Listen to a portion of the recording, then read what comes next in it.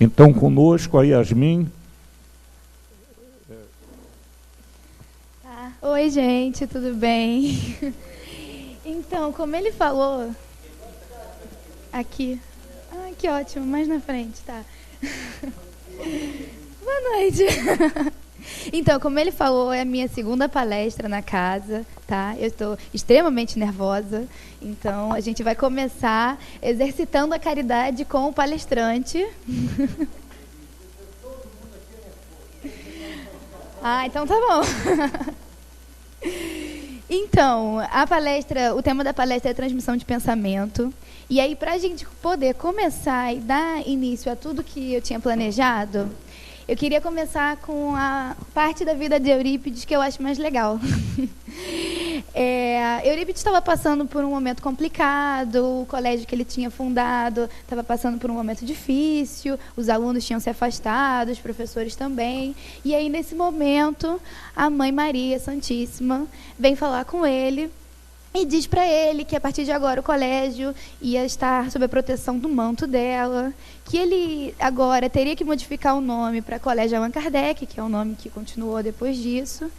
E ela deixa claro na mensagem que, a partir de agora, aquele colégio deveria ter aula do Evangelho do filho dela e de astronomia.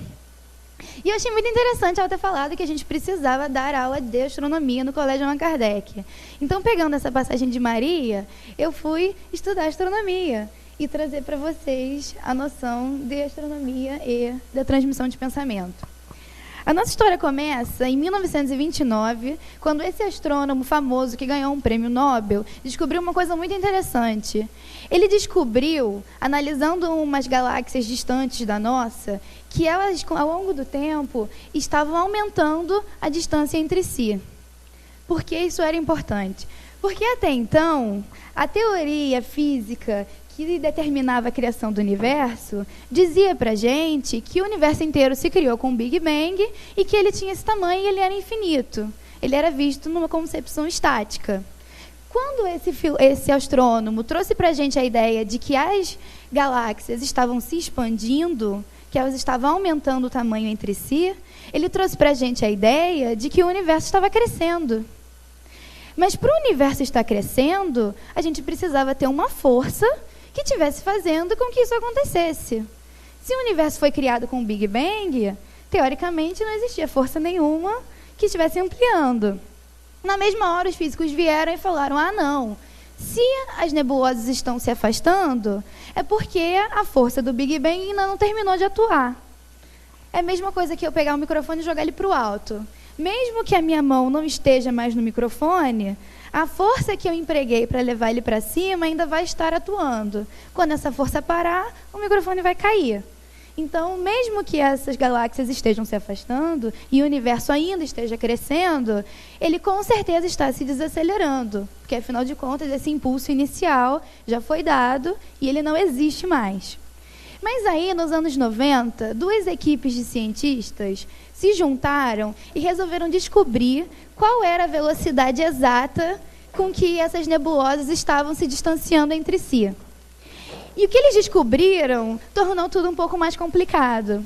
Porque eles descobriram que não só essa expansão não estava desacelerando, como ela estava acelerando cada vez mais. E cada tempo que passava, o universo crescia mais e crescia mais rápido.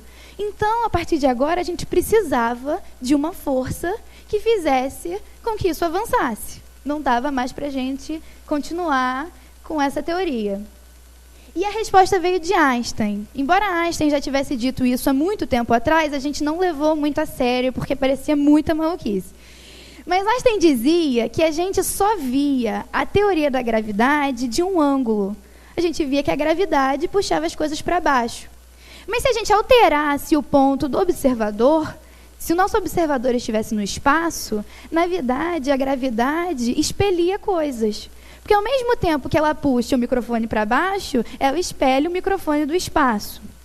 Então, na teoria, que ele chamou de teoria geral da relatividade, ele dizia que se o espaço tivesse uma substância que ele chamava de névoa invisível e uniforme, a gravidade dessa névoa estaria fazendo com que o espaço se expandisse e assim traria a força necessária para a nossa expansão. Só que Einstein demorou esse tempo todo, os filósofos demoraram esse tempo todo, mas Kardec já tinha psicografado para a gente na Gênese que essa força existia, que o universo estava se expandindo e ele só chamou de fluido cósmico universal. Depois de Einstein, os cientistas resolveram chamar de energia negra. Não faz muita diferença para a gente. O objetivo é que isso existe, que o espaço não é vácuo e que ele está o tempo todo se expandindo. Mas Einstein vai mais longe do que isso. Ele cria uma teoria que unificaria todas as físicas. É o que hoje a gente chama de teoria das cordas e que está dentro da física quântica. A teoria das cordas diz para a gente que se a gente tivesse um supermicroscópio que entrasse e aumentasse todas as partículas de todas as coisas, dentro do mundo subatômico, todas as partículas seriam iguais. Porque elas são formadas de um mesmo elemento, que é a matéria escura. E essa matéria escura tem o formato de uma corda. São mini cordinhas pequenininhas e são elas que determinam todas as partículas. Como? Através da sua vibração. Então, tudo que a gente está vendo seria energia proveniente da vibração das cordas, que é feita de matéria escura. Mais uma vez, Kardec já tinha dito para a gente na Gênese que o fluido universal era a fonte primária de todas as coisas que nós enxergamos. E a gente demorou um pouquinho mais para entender.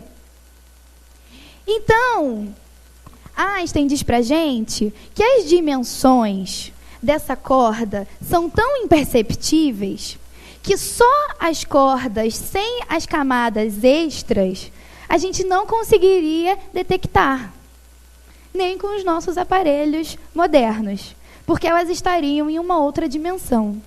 E aí a física já viajou e já trouxe essa ideia de multiversos e de várias dimensões com dinossauros, mas na verdade a única coisa que ele está dizendo para a gente é que se todas as coisas que a gente vê não tivessem as camadas externas, que são a matéria, que é o fluido cósmico condensado, a gente não seria capaz de detectar. Então, a gente não é capaz de detectar o plano espiritual, assim como Kardec também já havia dito para a gente. Então, Einstein traz para a gente a comprovação científica do fluido cósmico universal. Ele diz para a gente que nós estamos mergulhados no fluido cósmico universal. Ele mostra para a gente como o fluido cósmico universal é a fonte primária de todas as coisas. E ainda deixa claro que o plano espiritual está em outra dimensão, por isso a gente não percebe. E que o que determina cada partícula e como cada partícula vai se comportar são essas camadas extras. Por quê? Porque a camada extra, ela cria um espaço e limita tanto a intensidade quanto as formas com que essa energia escura vai vibrar. Então, é assim que a gente determina todas as moléculas. Pulando um pouco de essa foto, é a foto da teoria das cordas. Por fora, essa partezinha rosa e azul é a parte que ele chama de camadas externas. É isso que vai determinar como as cordas vão vibrar. E dentro dela, essas linhazinhas brancas seriam as cordas feitas de energia negra que vibram ali dentro para poder gerar todas as partículas. E aí, depois disso, a gente vai desenvolvendo. Vira elétron, nêutron, próton, a gente avança para os quartos e até nas coisas materiais que a gente enxerga normalmente. Está muito complicado, está muito rápido. Tá. Qualquer coisa, levanta a mão, grita. Tá, então, o fluido cósmico universal, exatamente como está escrito na Gênese, é a fonte primária de todas as coisas, é o que determina a matéria, é o que nós somos formados, e tudo que Kardec já tinha psicografado para a gente antes está exatamente certo pela física quântica. Então, eles descobriram que tudo ao nosso redor é feito de energia e que nós possuímos uma carga energética que nos é particular, dependendo de como as nossas energias estão vibrando, dependendo de como essa energia negra de dentro das nossas moléculas está vibrando. E agora a gente vai para uma outra experiência muito interessante que vai fechar tudo. Essa experiência é a experiência da fenda dupla. Tá, a gente entendeu que tudo tem uma energia e a gente entendeu que essa energia tem uma carga e essa energia tem uma intensidade. Agora, como é que essa energia passeia pelo espaço? Os cientistas tinham duas opções. Ou essa energia, que são pequenos pedacinhos, né, de moléculas, ou elas vão se comportar como partículas, ou elas vão se comportar como ondas. Então, eles começaram o teste. Isso é um teste de uma partícula. Uma partícula é como se fosse uma bolinha de gude. Se a gente pega uma bolinha de gude e atira ela por essa fenda, que é como se fosse um muro com um buraco no meio, a projeção na outra parede vai ser uma linha reta. Onde tem o muro, a bolinha de gude não vai passar. Ela vai ficar presa desse lado. E onde tem o buraco, ela vai bater na outra parede e ficar exatamente assim. É assim que se comporta uma partícula. Quando tem um corpo que ela não atravessa, ela fica desse lado.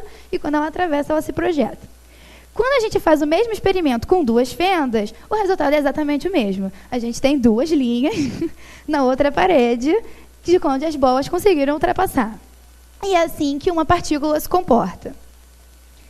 Quando a gente faz esse experimento usando ondas, o resultado é um pouco diferente.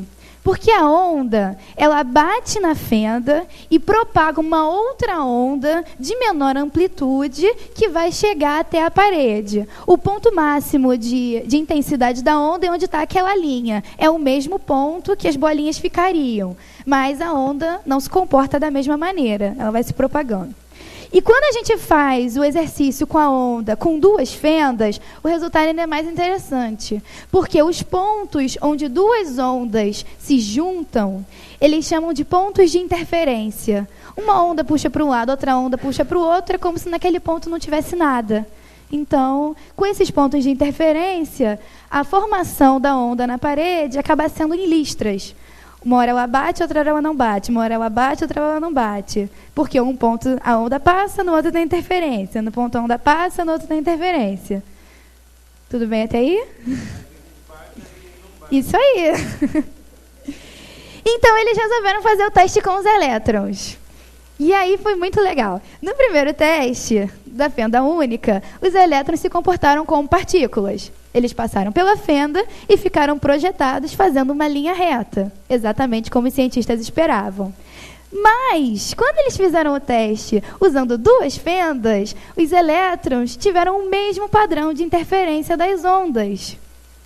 Ou seja, os elétrons possuem uma dualidade. Ora eles são partículas, ora eles são ondas. Os cientistas, não satisfeitos, resolveram refazer o exercício de duas fendas, dessa vez jogando um elétron de cada vez. Porque eles pensaram, a gente jogou esses elétrons tudo junto, um deve ter batido no outro, e deve ter dado essa confusão na hora de chegar. Foi o mesmo resultado, deram um padrão de interferência. O que deixou eles ainda mais assustados. Como assim? O elétron se dividiu no meio, passou pelas duas fendas para dar esse padrão de interferência? E aí eles resolveram colocar uma câmera para descobrir por qual fenda o elétron estava passando. E aí aconteceu a coisa mais maluca de todos os tempos. Porque quando os cientistas colocaram uma câmera e a mentalização do cientista de descobrir por que fenda o elétron ia passar, criou uma corrente magnética e direcionou a trajetória do elétron. Então, a partir do momento que tinha uma câmera observando, o elétron se comportou como uma partícula e fez duas linhas na parede. O que isso tudo significa para a gente? Significa que o nosso pensamento e a nossa intenção de não se conformar, de achar que o elétron precisa se comportar dessa maneira, cria uma corrente magnética que leva o elétron para a trajetória que nós queremos. Isso abriu um ramo dentro da física quântica inimaginável, porque agora a gente tem certeza do poder do nosso pensamento. A gente sabe que o nosso pensamento, ele move energia, ele cria trajetória, ele tem um poder criador muito grande. Então, dentro da física quântica, a gente pensa e a coisa acontece. E isso acontece com o nosso organismo, isso acontece com as moléculas. Se todos nós entendêssemos a capacidade que nós temos, a gente conseguiria mudar muitas coisas, a gente conseguiria mudar o mundo, só mudando a nossa forma de pensar, só mudando a nossa forma de agir. Claro que para isso a gente precisava de um pensamento coletivo, né? Não sou eu que vou resolver as coisas.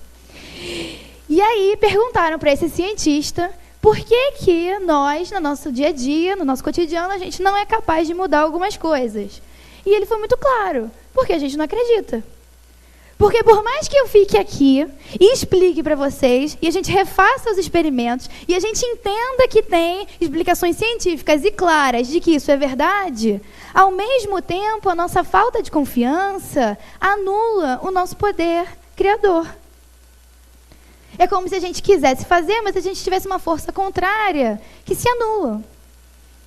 Então a gente nunca consegue botar isso para frente. Por isso que Jesus foi muito claro para a gente. A fé transporta montanhas. Se tivesses fé do tamanho de um grão de mostarda, faria coisas incríveis. E realmente faria. Mas infelizmente a gente ainda não chegou lá. Então, a partir do momento que a gente tem um observador consciente, ele define a trajetória do elétron e ele escolhe como as partículas vão se comportar. Então, isso demonstra que numa escala coletiva a gente resolveria o problema mundial. Aqui eu esqueci de passar alguns slides. E aí, esse estudioso, que também é uma pessoa muito legal, resolveu fazer um trabalho que eu achei muito divertido e eu precisava colocar as fotos aqui. Ele queria saber até que ponto os nossos sentimentos e os nossos pensamentos influenciavam em moléculas complexas e moléculas inteiras. Então ele pegou 50 gotas de água de uma represa no Japão e resolveu congelar elas, mas antes imprimindo uma emoção diferente. Então 50 gotas ele pegou e congelou ao natural. É a primeira foto. 50 gotas ele pegou e congelou com um monge budista abençoando. É a segunda foto.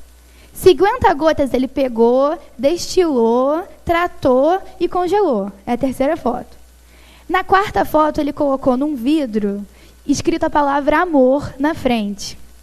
Então essa foto aqui final é o que a gente conhece hoje no mundo como o Qi do amor, a essência do amor. Porque é como a água se congela, se cristaliza, se é impresso nela um sentimento de amor e de afeto. Nessa primeira foto é o Qi do obrigado, é o Qi da gratidão. Na segunda foto ele colocou a frase, você me dá nojo. E na terceira foto ele colocou amor e gratidão. E você vê que o cristal é realmente a soma dos dois. É, porque é água cristalizada.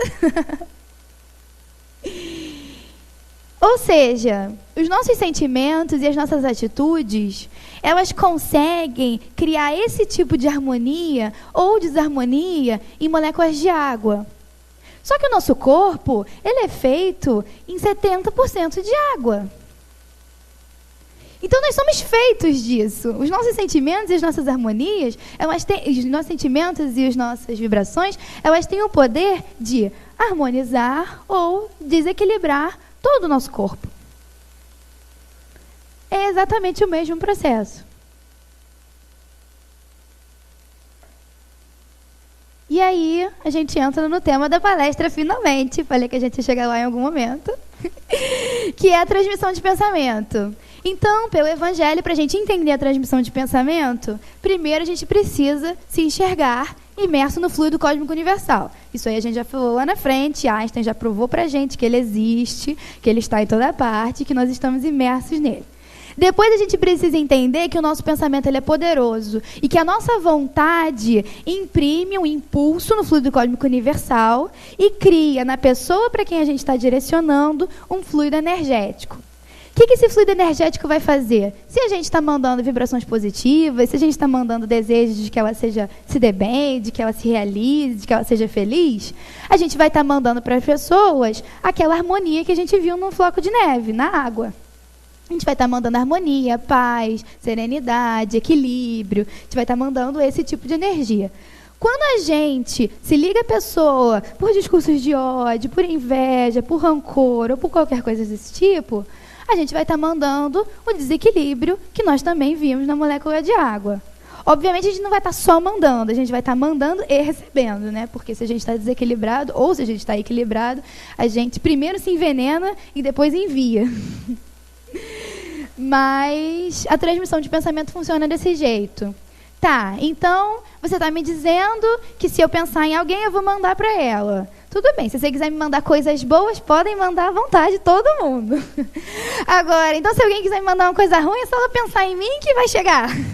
E eu não posso fazer nada, porque ela pensou, então o fluido vai vir. Não é bem assim.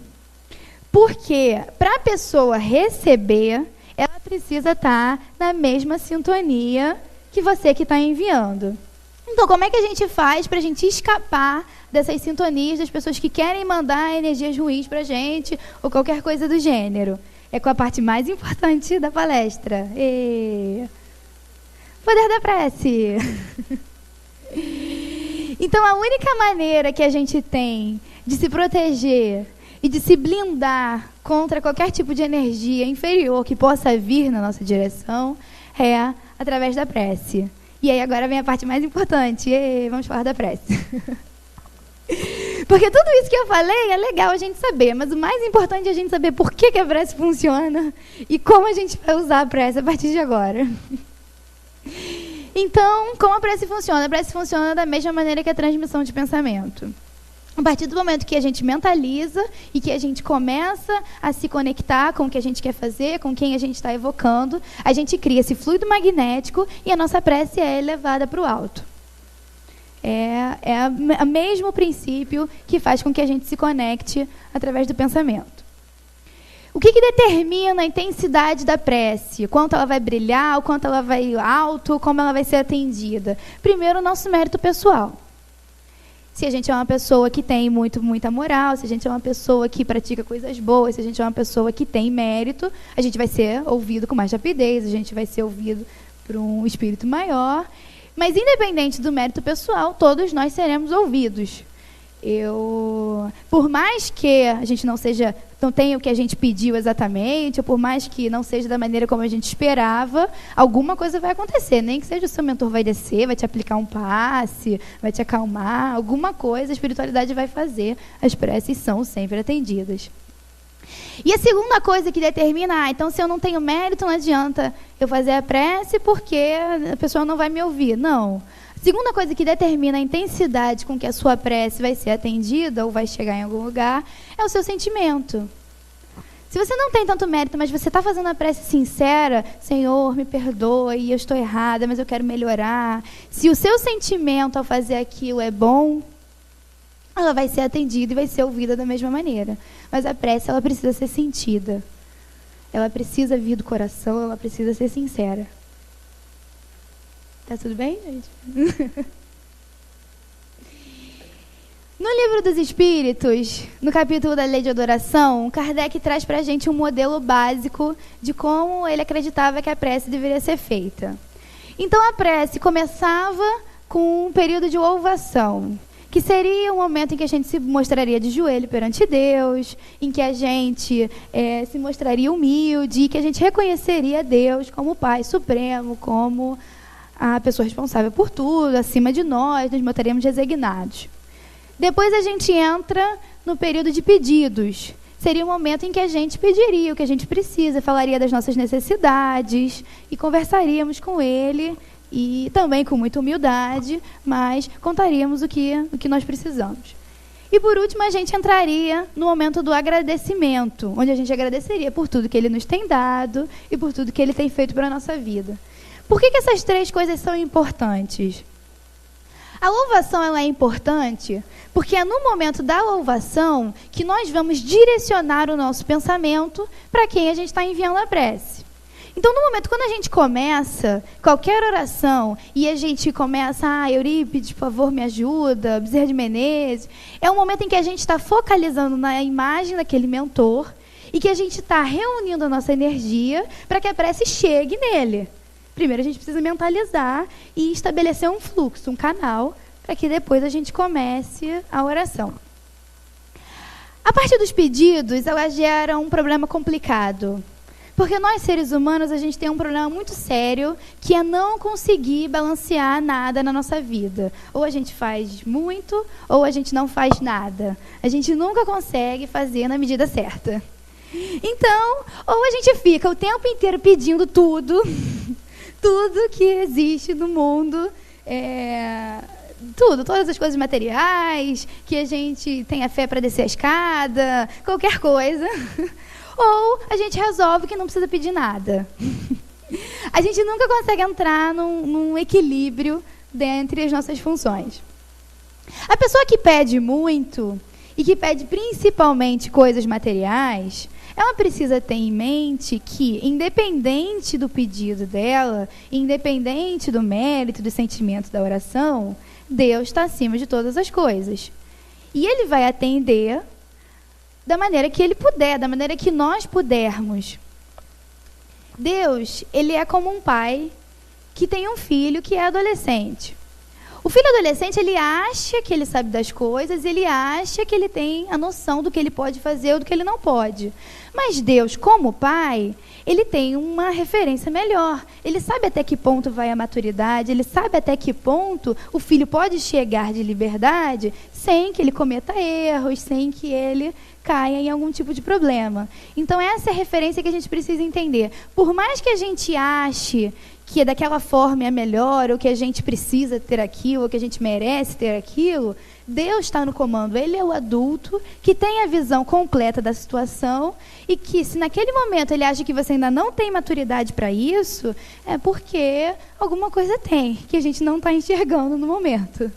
Então, os pedidos demais, eles sofrem esse problema. A gente está sujeito às leis e à vontade de Deus, que não são leis injustas ou não são criadas porque Deus quer, e sim porque Ele entende a nossa necessidade e o nosso limite pessoal, e até que ponto a gente pode chegar sem errar, até que ponto a gente pode chegar sem ter nenhum tipo de problema. E quando a gente não pede nada, a gente está num outro ponto, porque a maioria das pessoas falam, mas então, se estou à mercê da lei de Deus, só vai acontecer o que Deus quer, para que eu vou ficar pedindo? Só vai acontecer o que Ele quer mesmo. Mas se a gente usa esse tipo de argumento, a gente está tirando de nós o direito do nosso livre-arbítrio. Vai acontecer o que Deus acha que é melhor para nós, mas nós temos o livre-arbítrio das nossas escolhas, e não necessariamente tudo que acontece é porque Deus quer. As coisas acontecem porque nós usamos o nosso livre-arbítrio de maneira certa ou de maneira errada. Então, os pedidos, eles vêm também dessa parte, da gente pedir força, da gente pedir resignação, da gente pedir suporte para conseguir enfrentar os problemas da melhor maneira possível, para a gente poder passar da melhor maneira possível e a gente avançar nesse sentido. Quando a gente entra na parte dos agradecimentos, a gente tem duas funções dos agradecimentos. Claro que a gente precisa realmente agradecer a Deus por uma questão de respeito, por uma questão de consideração e tudo mais. Agora, o agradecimento, ele tem uma função também importante na nossa vida pessoal. Porque nós vivemos em um mundo extremamente consumista, extremamente materialista, que bombardeia a nossa vida o tempo inteiro, utilizando o nosso desejo de reconhecimento, dizendo pra gente que a gente nunca vai ter tudo que a gente precisa, que a gente nunca vai ter tudo que a gente quer, que a gente nunca pode ficar satisfeito. Então a gente vive no nosso dia a dia pensando nas coisas que a gente não tem. E a gente não vive o nosso dia a dia pensando em tudo de bom que a gente tem. Então a gente condicionar o nosso pensamento para pelo menos uma vez por dia se lembrar, porque a partir do momento que a gente está falando com Deus, a gente também está se lembrando de todas as coisas boas da nossa vida. É um ótimo exercício contra a depressão, é um ótimo exercício para trazer felicidade. Porque por mais que a gente esqueça dessas pequenas coisas no nosso dia a dia, pelo menos uma vez por dia você vai estar se condicionando a analisar a sua vida, focalizando nas coisas boas. Focalizando nas coisas que você tem, não focalizando nas coisas que faltam. E isso é uma ótima coisa para a gente começar a trabalhar a nossa saúde mental, para a gente começar a trabalhar a nossa felicidade, para a gente se sentir satisfeito. É muito importante a gente trabalhar contra isso, porque já tem o mundo inteiro bombardeando a gente do contrário. Então a gente precisa se condicionar a lembrar disso de vez em quando. Eficácia da prece. A prece serve para muitas coisas. Mas principalmente, como está escrito no Evangelho, ela serve para direcionar a gente para o melhor caminho. Todos os nossos problemas na nossa vida, a gente que estuda a doutrina espírita, a gente sabe disso. Eles vêm das nossas ações. Ou eles vêm das nossas ações passadas, e é uma questão de lei de causa e efeito, e é a lei de Deus sendo superior a todas as coisas na Terra, ou então ela vem das nossas ações presentes, da nossa imprudência, dos nossos excessos, dos nossos vícios, da falta de oração, da falta de vigia, dos maus pensamentos. Então, todos os nossos problemas, eles estão divididos nesses dois eixos. Ou eles vêm de questões atuais, que nós fazemos todos os dias, ou eles vêm de questões passadas. Como a prece ajuda nas questões atuais? Ela ajuda te dando força, ela ajuda te equilibrando, ela ajuda te trazendo para a vibração da água harmonizada, para que você esteja mais forte e consiga driblar os problemas da sua vida, consiga driblar os vícios, consiga driblar os excessos. Porque a gente se confunde. A gente no dia a dia, a gente se confunde. Às vezes a gente acha que vai tomar o caminho certo, mas a gente não vai. É muito complicado, assim. A vida em sociedade, ela é difícil. A gente está o tempo todo suscetível a erros, e erros pequenos, que às vezes a gente acha que está certo e não está. Então a prece, ela serve para isso. Ela serve para dar a gente o equilíbrio e a serenidade necessária para que a gente tome as melhores atitudes e pelo menos 50% dos nossos problemas, que seriam provenientes das nossas questões atuais, já não vão acontecer. E aí a gente tem as segundas porcentagens dos nossos problemas. A lei de causa e efeito atuando em cima das coisas. E como é que a prece ajuda a gente se é a lei de causa e efeito e aquilo ali precisa acontecer de qualquer jeito? A prece ajuda porque a lei de causa e efeito diz pra gente que a gente pode expiar os erros do passado de duas maneiras. Ou pela dor, ou pelo amor. Então, se você tem o hábito de orar, e se você é uma pessoa equilibrada, você se engaja no caminho do bem, você começa a sua reforma íntima, as suas necessidades mudam. Deus não vai mudar a lei dele. Ele vai te dar o que você precisa. Mas se pela prece você modifica as tuas necessidades, você modifica a sua pessoa, você aprende, você progride, você não tem mais por que enfrentar esse tipo de problema. Porque você não necessita mais disso, você evoluiu. Você conseguiu na prece a força que você precisava para começar e desenvolver a sua reforma íntima. Então, se a gente mantém o hábito da prece, ela não só ajuda a gente a não passar mais pelos problemas atuais, que vêm da nossa imprudência, dos nossos excessos, como torna a gente uma pessoa melhor e faz com que a gente resolva os nossos débitos do passado pelo amor. Sem precisar passar pela dor, sem precisar passar pela privação, sem precisar passar pelos problemas. Além dessas questões, eu queria falar um pouco sobre as preces pelos entes queridos. Isso é uma coisa muito, muito, muito, muito importante. Em todos os livros que a gente lê, a gente começa vendo que o Espírito só foi socorrer, o Espírito só foi chamado porque alguém fez uma prece intercedendo, porque alguém fez uma prece pedindo. Essa passagem está no livro Dramas da Obsessão, psicografado pelo Ivone Pereira, pelo Espírito Bezerra de Menezes. E nesse livro ele conta pra gente que ele estava numa reunião no alto, extremamente tranquilo e feliz, quando de repente vem uma luz muito forte, chama ele e fala assim: Bezerra, a gente precisa de ajuda. A luz não fala assim não, a luz fala mais bonito. Mas eu não consegui decorar tudo e eu não ia ler. Então a luz chega pra ele e fala assim: Bezerra, a gente precisa de ajuda. Tem uma moça que está passando por uma expiação complicada, ela está tendo um filho nesse momento, ela tem uns problemas sérios, é um resgate de vidas passadas, mas o desequilíbrio do espírito na hora do parto está tão grande que a gente precisa de ajuda, senão os dois vão morrer. Você é médico e essa mulher é protegida de Antônio de Pádua. Ele está mandando você ir. E aí Bezerra, nossa, com uma luz dessa, Antônio de Pádua pessoalmente me mandando ir, eu tenho que ir. Que legal. Então, quando ele chega lá, ele entende o que aconteceu. A protegida de Antônio de Pádua estava lá, era uma viúva, vizinha da moça que estava tendo filho, e ela fazia uma prece tão sincera que do coração dela saiu uma luz enorme que rasgava o céu e chegava até o alto. E foi essa luz que chamou Antônio de Pádua. Ela era católica, devota a ele, tinha um altar dele, e ela chamava eloquentemente por ele, pedia ajuda e pedia que ele salvasse a amiga dela. A prece dela foi tão importante que foi através dela que o Bezerra conseguiu a energia magnetizadora para conseguir operar a amiga fluidicamente. E foi por isso que a moça não morreu. Por conta da fé e por conta da energia que ela estava dispensando naquele momento de devotamento e de oração sincera. Bezerra aplica os passos magnéticos, o bebê realmente não sobrevive, porque já estava num período muito complicado. Esse ano foi em 1910, então a medicina não era muito avançada. Ela estava com uma parteira, a parteira, ao ver que o bebê estava sentado, saiu, deixou a moça sozinha. Então Bezerra praticamente termina o parto do plano espiritual. E mesmo assim ele consegue salvar a moça e ela acaba ficando com uma sequela, ela fica paralítica. Eu não vou contar o livro inteiro, leiam o livro que é muito bom, mas ele salva ela graças a essa oração da amiga, que foi muito sentida e muito fervorosa. Além disso, teve uma experiência há pouco tempo também real, uma história nos Estados Unidos que virou até um livro e depois virou um filme. É um casal, eles trabalhavam em tudo. O cara era voluntário como bombeiro, ele era professor, tudo voluntário, ele não recebia dinheiro de nada, ele cuidava praticamente da cidade inteira. Ele era, inclusive, o pastor da igreja da cidade. E aí, um dia, do nada, o filho dele começa com uma febre, eles levam no hospital. O hospital nos Estados Unidos é pago, é um dinheirão, e então é uma coisa complicada, mas eles levam no hospital e descobrem que o filho dele está com uma apendicite suturada e que precisa ir para a mesa de operação na mesma hora.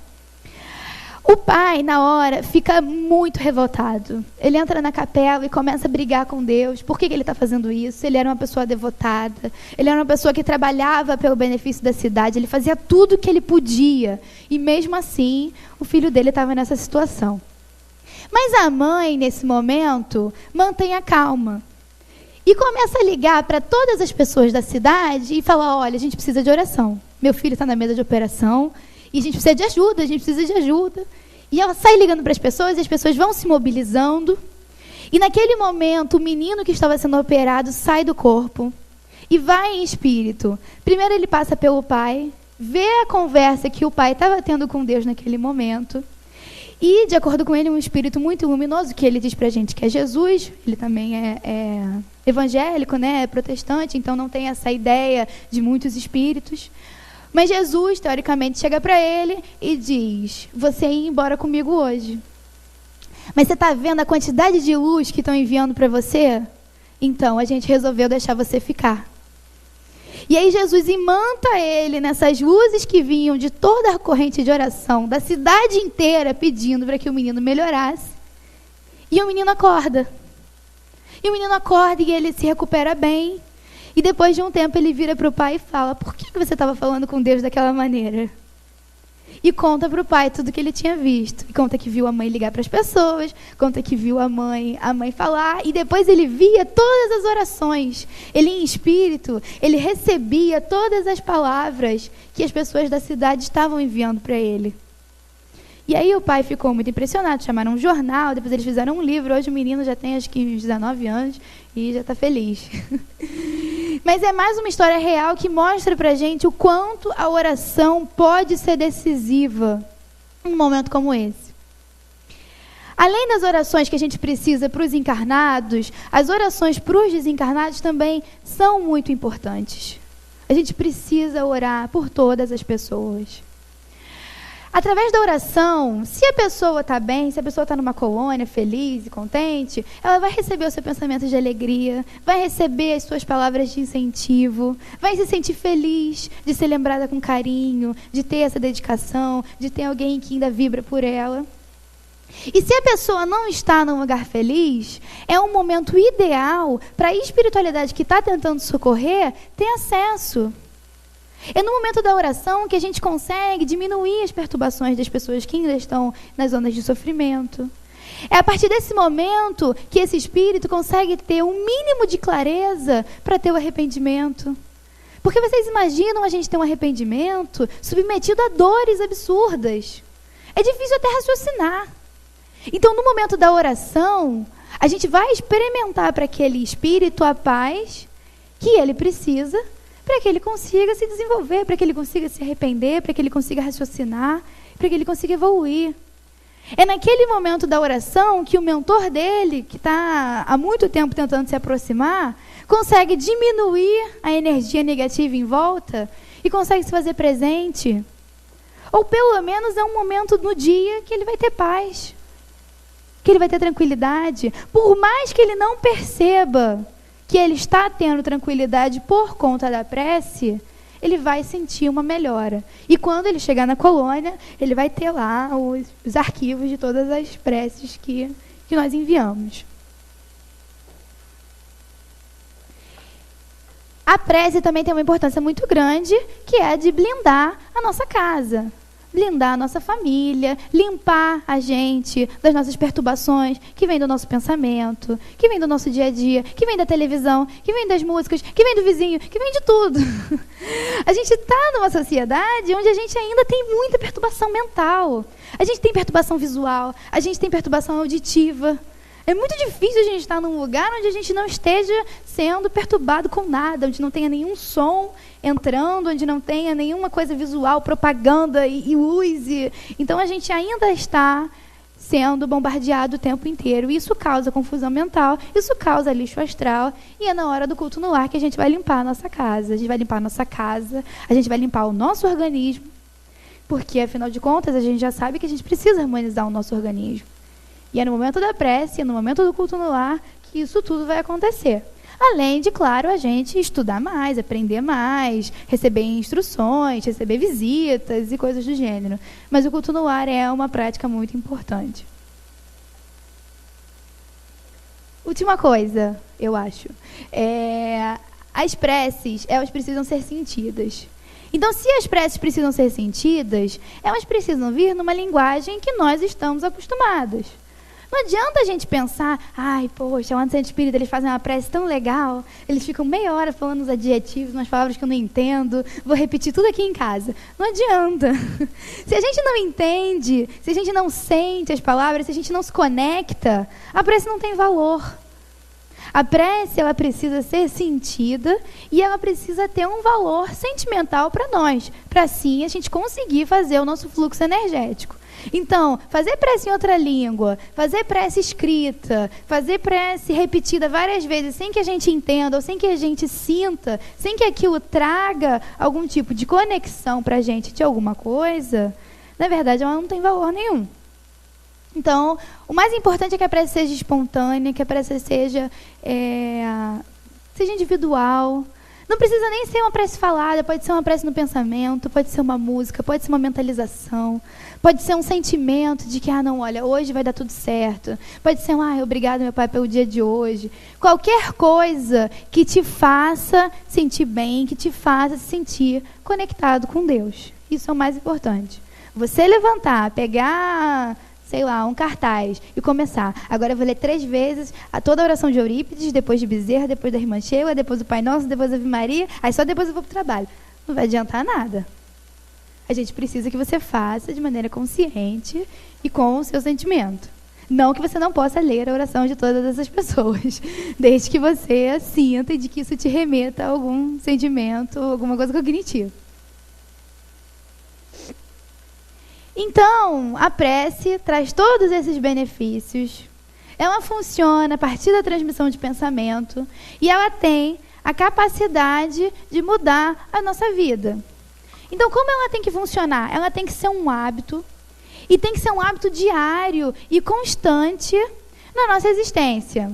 Então, eu trouxe um caderninho para a gente sair daqui pensando. A minha estratégia é, como a gente não tem isso como hábito, a gente vai usar uma aprendizagem de referência e repetição. O que eu estou querendo trazer para vocês? A gente precisa ter 2 preces básicas diárias, quando a gente dorme e quando a gente acorda. Primeiro, a gente vai esquecer, a gente vai dormir direto, a gente vai acordar e vai lembrar que tem que fazer a prece na hora do almoço, mas a gente vai estar com a referência, que todo mundo vai ganhar a partir de hoje, de que antes de dormir e ao acordar, precisamos fazer prece. Assim como precisamos escovar o dente, assim como precisamos tomar banho, tem que ser uma atitude do nosso cotidiano. Por que a gente precisa de prece ao se deitar? A gente precisa, porque por mais que nós sejamos pessoas maravilhosas, porque todo mundo aqui é maravilhoso, extremamente bom, sem nenhum defeito, perfeito, incrível. Todo mundo vai sair daqui direto para o nosso lar e para dar aula. Ainda assim, estamos no envoltório carnal e estamos desprotegidos. Precisamos, antes de dormir, nos conectar com o nosso mentor e deixar claro para onde a gente quer ir. A gente está num momento de fragilidade. A gente está num momento pesado, conectado ao corpo. Então é fácil a gente ser carregado para outro lugar, é fácil a gente sofrer influência, é muito fácil. E também a gente não sabe, hoje nós somos pessoas maravilhosas, né? Mas ontem a gente não sabe o que a gente fez, então a gente pode ter aí alguém que ainda não está muito satisfeito com a nossa pessoa. Então a prece antes de dormir também serve para isso. Para a gente não se conectar com esses nossos amigos, que a gente vai rever daqui a pouco, vamos resolver no futuro, mas que hoje a gente ainda precisa de uma certa proteção. Então, prece antes de dormir é para isso, para a gente garantir que o nosso momento de desprendimento do sono seja aproveitado da melhor maneira possível, com estudos edificantes, com os nossos entes queridos que já se foram, com os nossos entes queridos que nem vieram, e coisas do gênero. Por que prece ao despertar? Porque a partir do momento que a gente faz uma mentalização de Jesus, quando a gente acorda, a gente melhora o nosso dia. A gente coloca o nosso dia estabilizado, dentro da harmonia que a gente precisa divina, e a gente se coloca como servo de Deus que vai fazer tudo para que aquele dia seja bom. Se a gente acorda atrasado, sai de casa correndo, xingando todo mundo, e vestindo a roupa no elevador, e vai para o trabalho desse jeito, a gente vai levar essa desarmonia até o final do dia.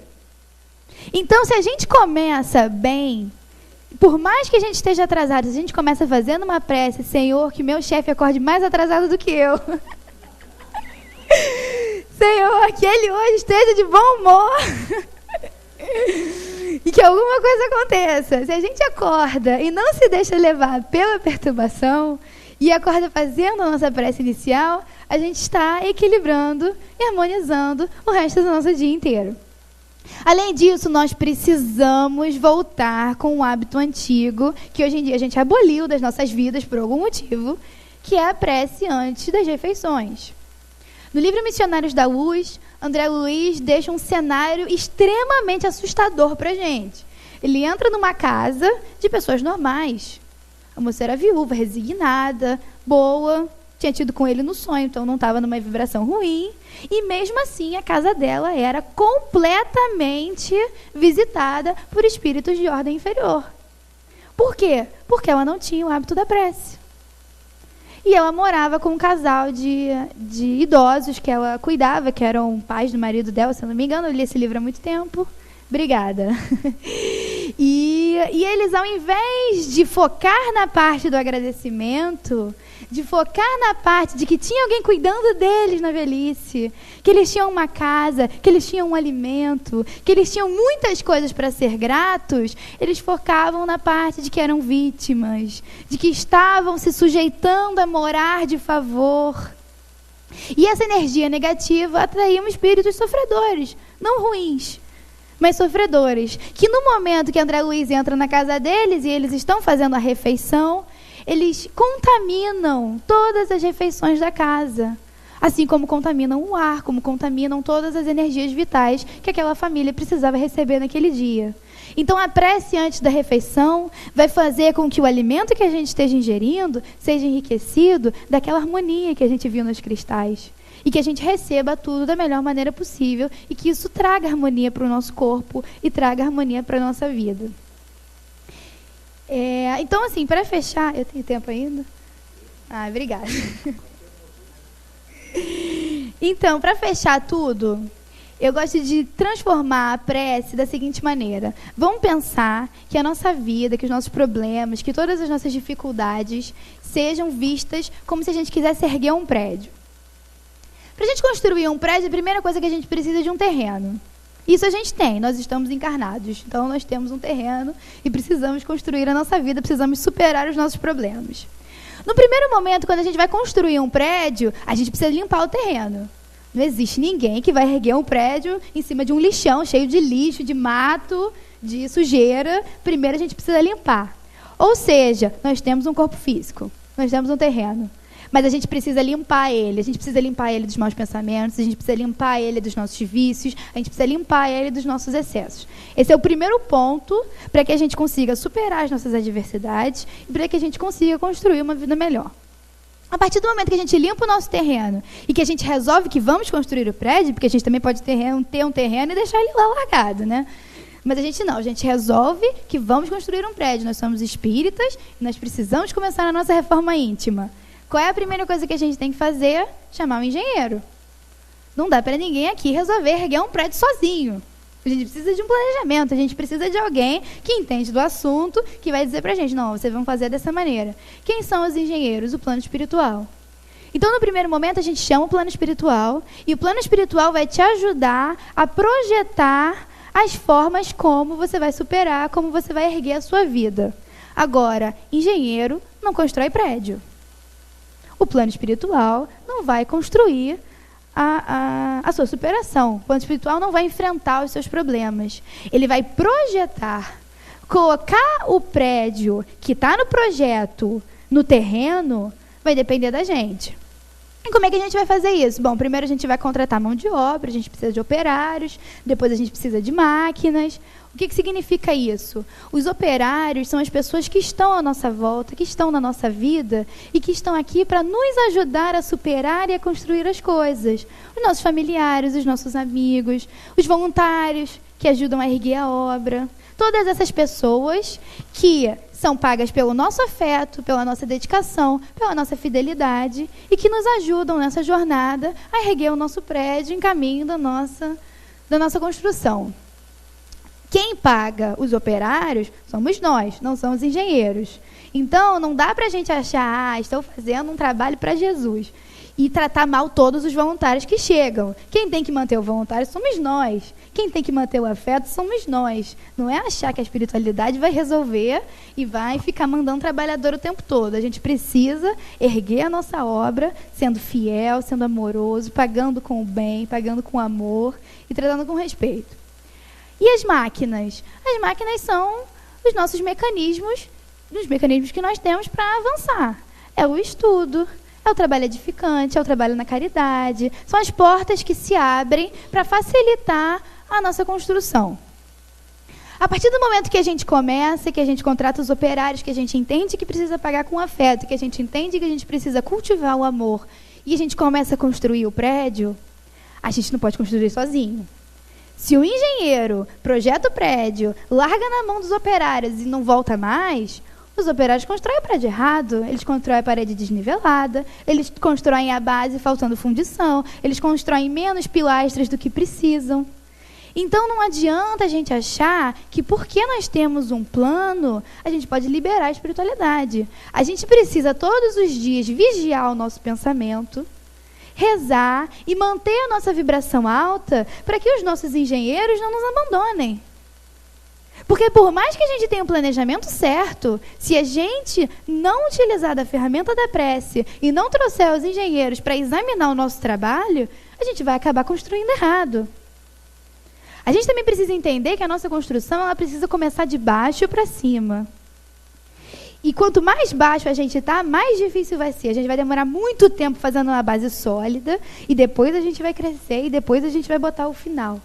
Não dá para a gente querer que a coisa seja feita rápida, não dá para a gente querer que a coisa seja feita de cima para baixo. A coisa precisa ser feita da parte sólida para a parte mais fácil. E a gente precisa da prece para construir e para guiar todos os nossos passos. A gente precisa dos nossos engenheiros ali, organizando, inspecionando as nossas construções e dizendo se as coisas estão sólidas, se as coisas estão niveladas, se as coisas estão certas. Então, por isso que a prece é tão importante. A transmissão de pensamento ela serve para isso e a mentalização final é que o nosso pensamento ele é capaz de grandes coisas. Ele é capaz de resolver a nossa vida, ele é capaz de resolver até os problemas mundiais. A única coisa que a gente precisa é entender que para uma transformação planetária, ela precisa começar numa transformação individual. A gente precisa melhorar quem nós somos. o que nós pensamos, como nós sentimos, para aí então a gente conseguir contribuir com o planeta e com o ambiente. Assim como ela falou no preparo, já que todos nós estamos interligados, começando a examinar o nosso pensamento, o nosso sentimento e a nossa contribuição, a gente vai estar contribuindo para o todo e vamos estar contribuindo para a mudança planetária que a gente tanto quer e pouco faz. Gente, é isso. Eu espero que não tenha sido tão ruim. E obrigada pelo convite.